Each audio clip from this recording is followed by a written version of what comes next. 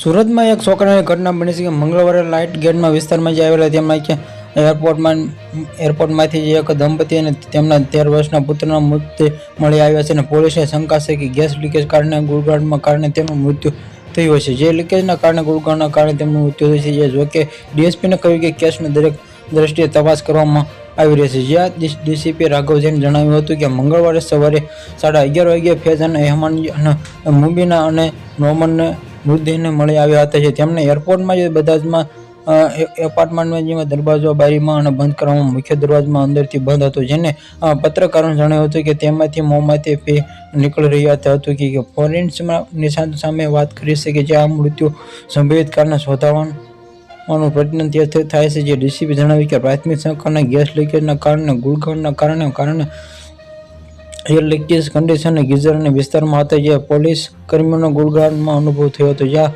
Forensic નિષ્ણાતો મૃત્યુ મુખ્ય કારણ હોઈ શકે છે કે તેમનું ઉમેર્યું હતું કે પોઈઝનમાં પણ ઓછી સંભાવના ધરાવવાનું કારણ હોઈ શકે છે.